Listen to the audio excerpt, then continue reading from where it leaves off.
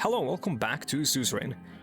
I did read a couple of the these like notifications that show up on the cities. I'm sure, sorry I can't show them to you anymore because they went away when I was accidentally again the microphone turned off. I really like NVIDIA, the RTX AI, and it didn't used to do this, but now it does this thing where it just like I have to turn it off and on again every time. Every time I touch the microphone, that is. So, we are going to, I believe, bribe the corrupt justice, because that is what the people in Discord seemed most enthusiastic for. Like, we have to try to get him. There's no reason not to. I can send someone to try to speak to him, but he rejected the first talk, so I'm going to try to offer a bribe. This might go disastrously, but he is supposedly extremely corrupt, isn't he?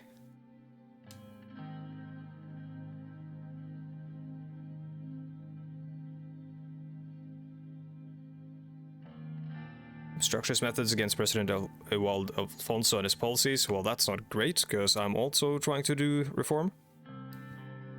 I'm offering a bribe. Private meeting with Justice Heron. Well, now he wants to meet.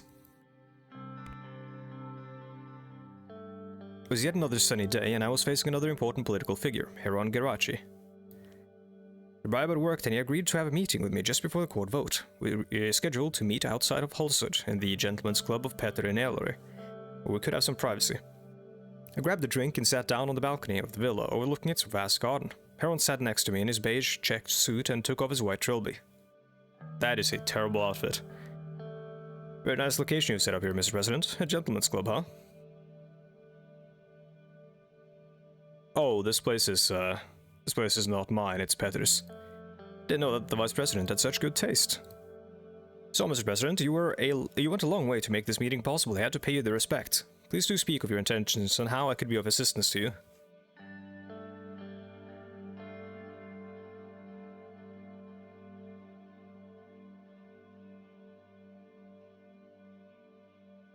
We need your help on the upcoming vote. I'm prepared to do that, as long as we help each other. I can help you beyond this vote. Wouldn't you want to have a Chief Justice who'd be sympathetic to your concerns? Doesn't it sound nice? Oh, yes. I'm listening. I already have a reasonable support behind me. If Orso is dismissed from the court, I can take his place and keep helping you. You must think beyond the vote, Mr. President. Promise me that you will dismiss him from the Supreme Court and him only. And I'll support you not only with a vote, but afterwards. You know what? I was gonna do that anyways if I could do that, so... Wait, do I even have the power to do that? I forget. Did I have the ability to dismiss a Supreme Court judge? I shouldn't have that ability. So, how would I do that?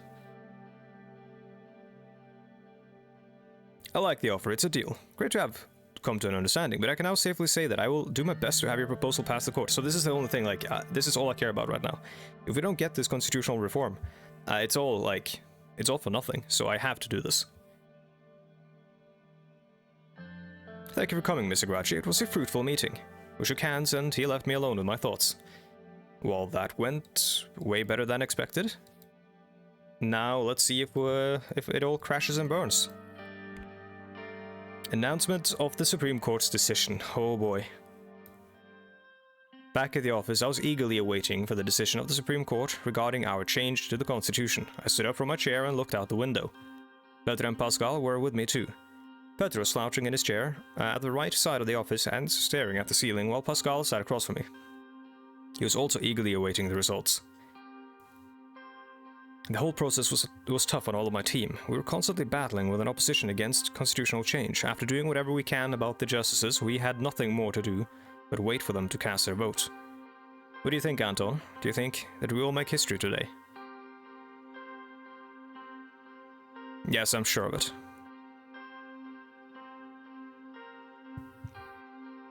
So you trust Isabel to bring the votes? I don't know, but we have to hope for the best.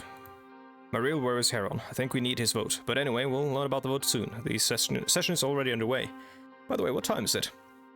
I looked at the tall case clock in the room, like a grandfather clock, I guess. It was already 20 past 11. The court's voting session was scheduled to end in 10 minutes. Well, about 10 minutes. Okay, we'll soon hear about the results then. But anyway, he rose from his slouched position and stretched. I don't know if you noticed, but recently Quesada has been very popular in the assembly. He gets a very large support from our party and has been leading a lot of bills, some of which have already reached you. Or has already reached you. What do you make of this? I think he's a very dangerous man, Anton. We can't let him divide our party.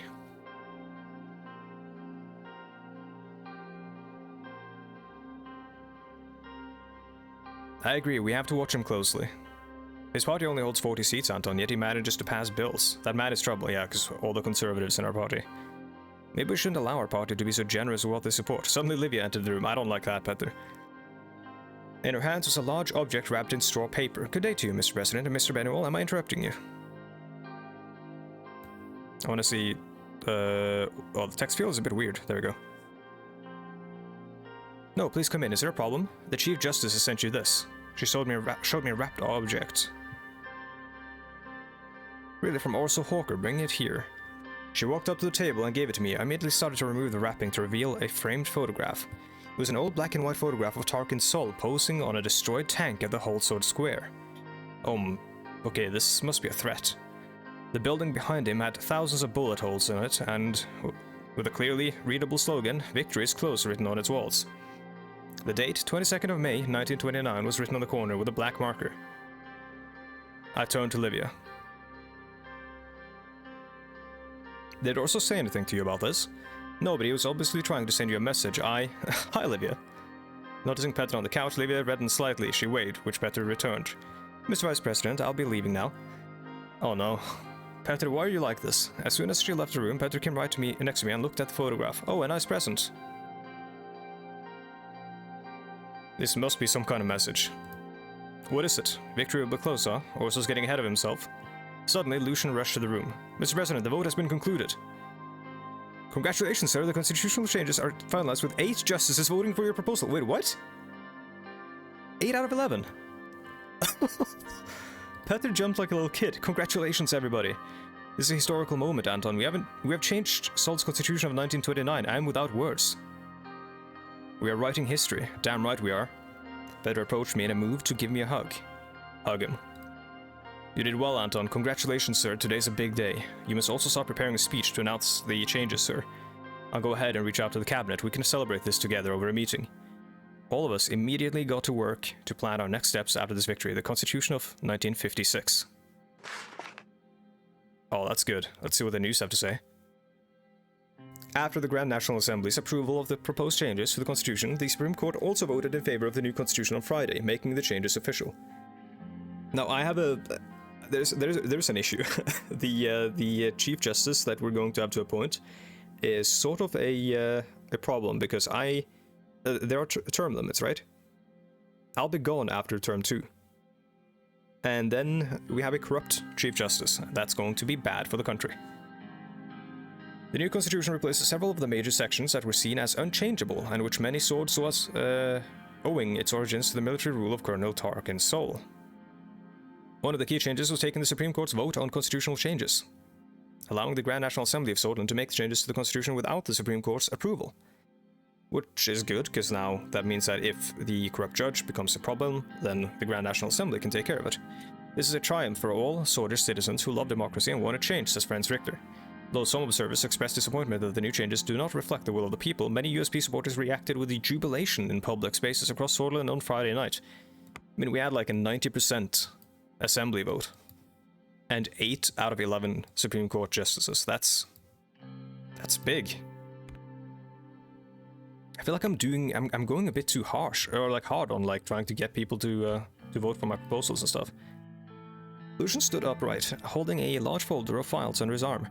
He bowed in acknowledgement. He looked exhausted. The cabinet has gathered in the White Room, sir. The Vice President will be opening the session soon. We can go in whenever you're ready. Thank you, Lucian. You look tired. How are you holding up? It's nothing, sir. I'm ready and able as always. Are you sure you can be honest with me? I'm always honest with you, sir. I'll admit, this last year was tough, especially all that lobbying work, but it's nothing to break me down, sir. Trust me, I'm fine. Anything you want to say before we go in? I only want to congratulate you again, sir. You wrote history. Couldn't have done it without you. I think we should go, sir. Vice President Vecton must have started the session already. Lucian held the door for me and we both left the office for the White Room. When we entered the room, Petra was speaking to the cabinet members who were already seated around the table. As soon as they noticed me, they all stood up. Good day, everybody. Please have a seat. Petra turned towards me. Everybody except him took their seats. He stood right next to my chair in the middle. And here's our president. He held out my chair for me to sit down and smiled. Please. I sat down. Let Petra talk. Ladies and gentlemen, we're here to discuss our current status and plan the remainder of our term. I know that some of you have had your concerns about our style of governance so far. There will be a time to speak up about these in the meeting today. But I must also thank you all for your hard work so far. We are very lucky to have a team like this. All of you have been invaluable to this administration. Lilius grimaced at his remarks. Having said that, now we have reached a critical point in our term. We are nearing the end. We have successfully made changes to the Swedish constitution. This is a historic accomplishment. Without this team, it wouldn't or couldn't have been possible. The new constitution has brought us one step closer to the Swedish dream. We should be proud for having strengthened our democracy. Our successes with these changes has brought with it great support. Our party, which was divided at the beginning of our term, is finally coming together once more. So let's start the meeting with a brief look at some reports. According to the latest polls, people seem to be content about our administration. The public opinion has not changed much. The biggest concern of the people is the state of our economy. We're still plagued by recession. It is only a matter of time until the people will be hit further. This will have dire consequences for our administration. Yeah, this is what we need to do. This is the time to give the best we can for this administration and for Swordland. I'll give the word to the President now. Mr. Vice President, thank you for the opening.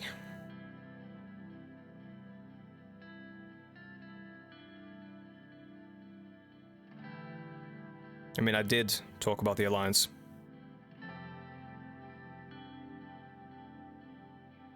I don't want to start, I don't want to lead with that because that's going to overshadow whatever else I'm going to say. Okay, here we go. Presidential decrees require enabling acts, so we need like a emergency, like state of emergency to be set. Constitutional amendments require assembly.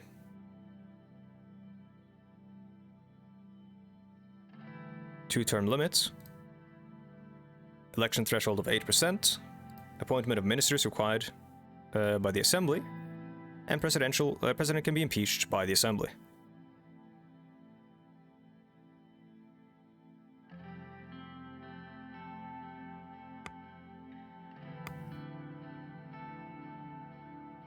First, I want to talk about our new focus and some of my... Actually, let's hear about reports from each ministry.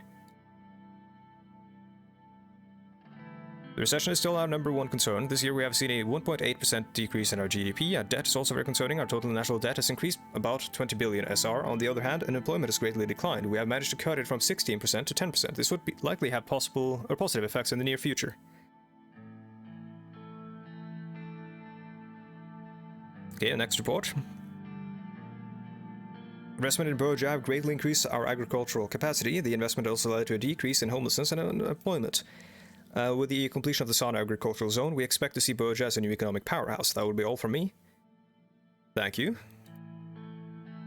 There are currently no major problems with the Ministry of Health. We are currently investigating some reports of a small polio outbreak around a small village called Heimer. I believe we can get into more details in our policy meeting. Thank you, Mr. Benewall. And then, Josef, the Ministry of Defense has a very important report regarding the situation with Rumberg. The investigation showed that Rumberg was in fact weaponizing rebels against our state.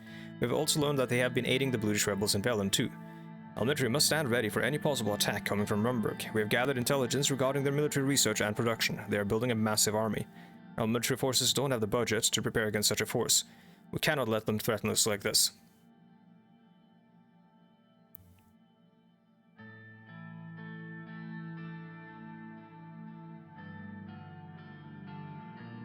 Make the necessary arrangements, Mr. Lancia. We'll have to use whatever we have to its limit.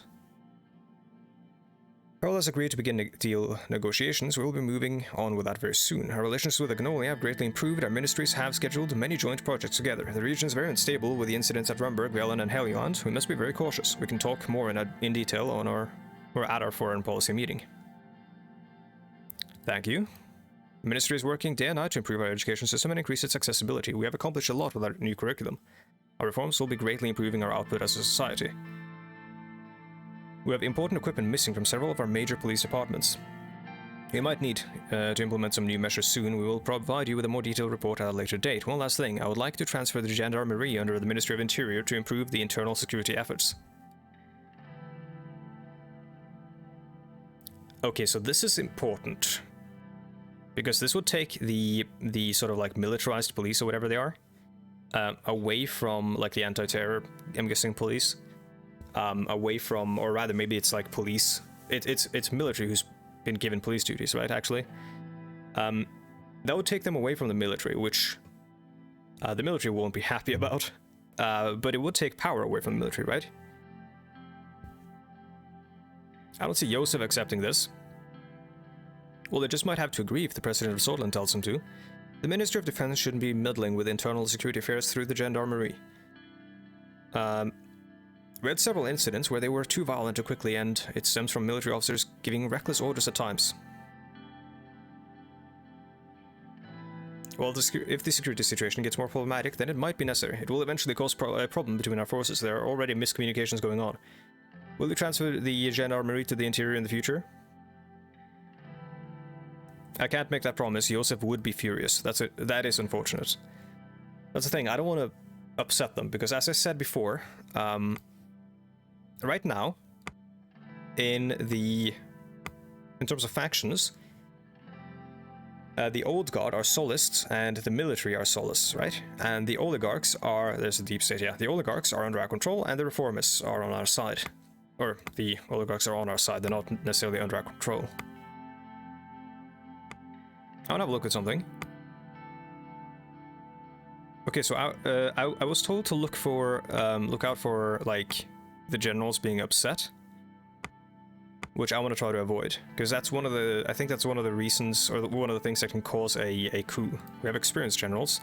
Oh, okay, I know what this is. I 100% know what this is meant to be. So since it says experienced generals, that surely means that we can end up in a situation with inexperienced generals. How do we end up in a situation with inexperienced generals? Well, you could ask our good friend Joseph Djukashvili, or Joseph Stalin, who purged his generals. This must be that. Like, it must be, like, the only way that goes down, I'm guessing, is if we actually decide to, like, imprison our generals. Pandemic fallout.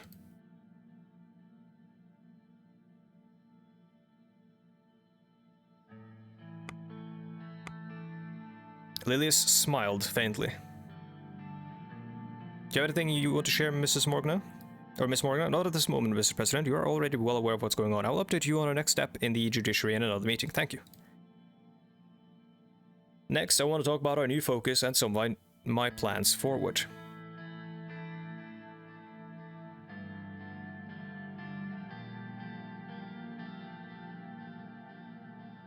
The state of our economy is very concerning. It must be our focus to achieve quick economic development.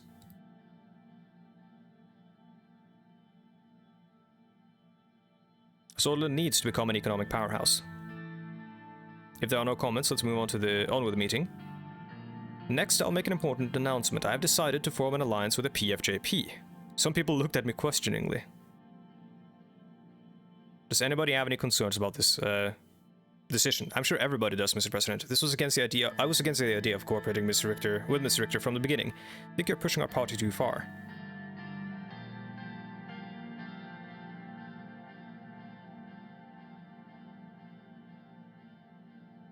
We have much in common with Mr. Richter, and an alliance with them is beneficial for our party.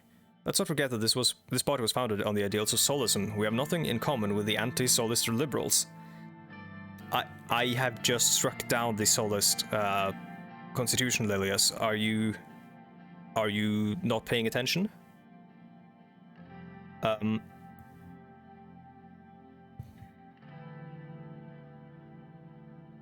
You have valid concerns, Mrs. Graf. I am open to reconsider my decision. I see. She sat down, her eyes locked on me. Let's vote on it. Good idea. Let's hear the ayes for the alliance. Chiara, David, Pascal, and Petra and Nia raise their hands. 1, 2, 3, 4, 5. 5 for the Alliance and Nace. 1, 2, 3. 5 to 3. I think it's settled. Good, we are proceeding with the Alliance. I tapped twice on the table. I just got a achievement, freedom and justice. I believe that is everything. Everybody packed up and left the White Room. I went back to my office. The last 2.5 years escaped us so fast. Now, I hope that doesn't just absolutely wreck the USP. Like, the party is so popular right now, and the reason I want this alliance is because I'm afraid of what's going to happen with the Conservatives leaving towards the NFP. Or allying with the NFP.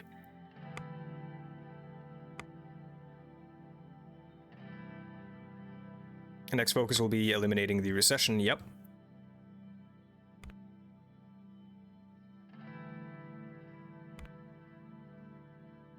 Address to the Nation speech. Lucian and I walked into my office in the Marine Palace to make my address to the Nation speech. It was unusually crowded today. Cameras, lights, and microphones were set in place, and the crew was standing by, ready to start filming. Are you ready, sir? I like this music. I'm always ready. Good, I think the crew's ready, and as soon as you take your seat, we can go live. Took my seat and rearranged my notes on the desk as a crew member powdered my face with a cotton puff. After everybody was ready, the director gave the sign to start filming. I looked directly into the camera.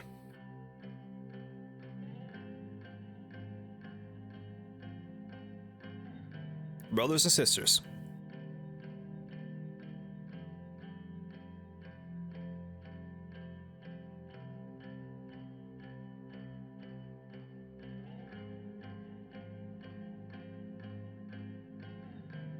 I'd like to speak about our future, about a great historic effort to give the words freedom, fairness, and hope new meaning and power.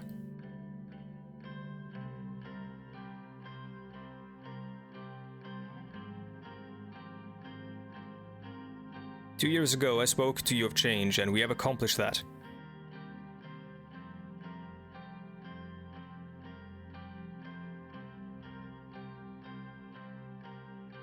But in another sense, our change is a continuation of that which started 3 decades ago with the fall of the monarchy. This is a good thing to call on the tradition, sort of indicate that we have a progressive tradition, and this is not something new. I'm not coming out of left field.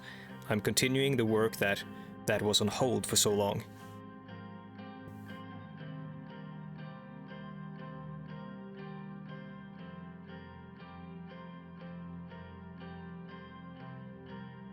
We made a constitution that no longer protects the rights of a select few elites, but ensures the participation of all.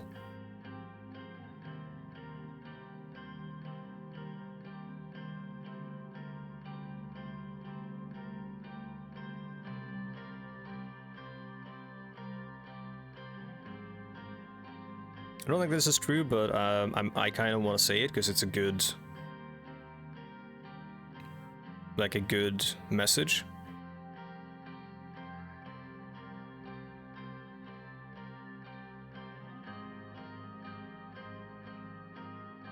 Maybe this. I've spoken with and received letters from thousands of you. I know how hungry you were for change. Make no mistake, together we can change Sordland forever.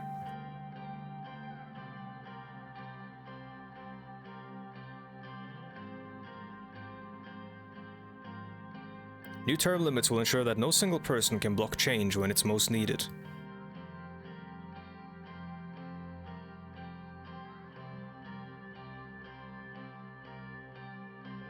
We must thank the Supreme Court Justices for supporting these much-needed changes.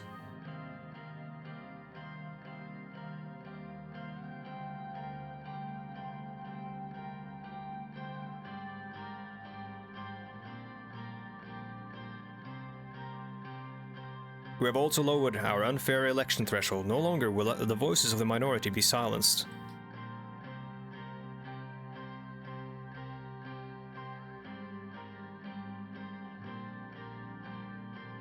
It's time to renew our faith in our system.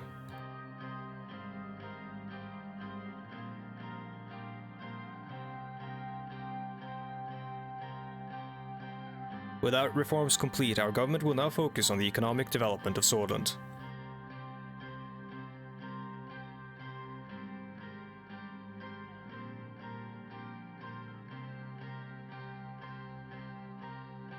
Let history say of us. These were the golden years, when Swedish democracy was reborn, when Swordund reached for her best.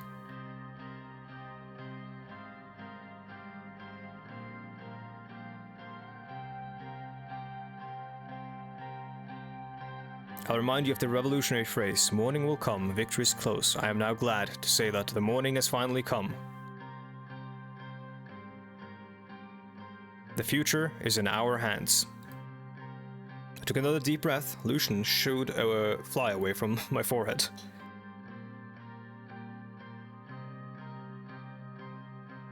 So, Mike Pence in the debates.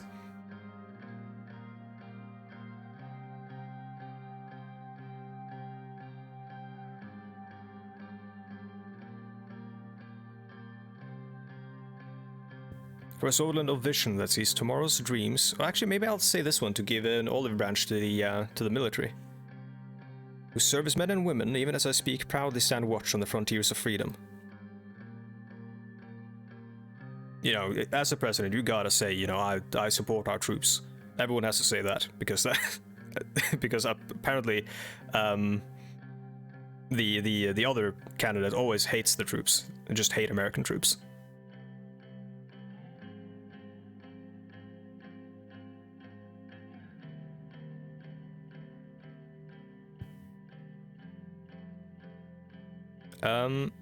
We're not here to congratulate ourselves on what we have done, but to challenge ourselves to finish what has not yet been done. Mogna was Kora, Vector and Sista. The director gave the cut signal and the cameraman stopped filming. My speech was finished. I think that speech was a bit confused and jumbled, since I can't write the entire thing, obviously. But I picked the ones, like the ones that I felt had the most impact. Rain, the future lies in our hands. In his address to the nation, a confident Anton Rain announced that with this constitutional reforms passed, the future now lies in our hands. The reform process was long and arduous, taking up much of Rain's first 2 years in office. Undoubtedly, the president is relieved to be able to move on and finish fulfilling his campaign promises. So we're now moving into the second half of my term. The USP announces alliance with PFJP. Yep. What's going on over here? Gang violence claims more lives. Well, that's terrible. And what's going on here? Whistleblower agent report. But a secret nuclear weapons program developed in Rumburg. Our intelligence has verified the details relayed about a heavy water facility in the north of the kingdom and a ballistic missile test site. The agent will be provided security and under the protection program, and will be given resources to transfer further intelligence to our units. Okay, well that nuclear weapons program is probably going to be big. I should probably reveal that to some of the superpowers and let them know that, you know, we should probably not be letting Rumburg do this bullshit. But, let's hit continue and see what happens. Revelations. Uh-oh. Am I now going to pay the price for all of my corrupt bullshit that I did towards the end of that whole, like, process?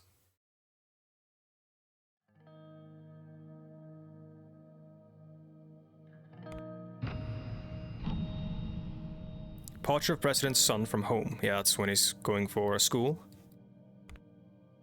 Queen demands reparations for 15-day war. Past atrocities that occurred during the 15-day war. Rumburg demands that the price of past wrongdoings must be paid if a path to peace is to open between the two nations. Okay. Ministry of Foreign Affairs is analyzing the situation and coming up with a plan of action. Well, that's not good. Massive miscommunication between the interior and Gendarmerie has resulted in a failed raid in Vesor. Well, that is an indicator that probably should change. Queen Beatrice demands preparations, yeah. 100 killed in Helluland, what? The riots had already resulted in the arrest of thousands. The number of deaths is believed to have surpassed 100. Acknowledging government has still not released a statement about the bloody conflict. Okay, well that's horrible. I don't think we have time for another one, though. We'll see my sod off in the next episode. Thank you so much for watching, and God bless Swordland. We've done a lot of good work, actually. I didn't think we'd get this far. I've personally felt as if we've been sort of cocking everything up on the road here. Like, everything has been going sort of too smoothly, I feel. if we can actually stave off the potential for a coup, then all we have to worry about, I think, is Rumburg and the recession, right?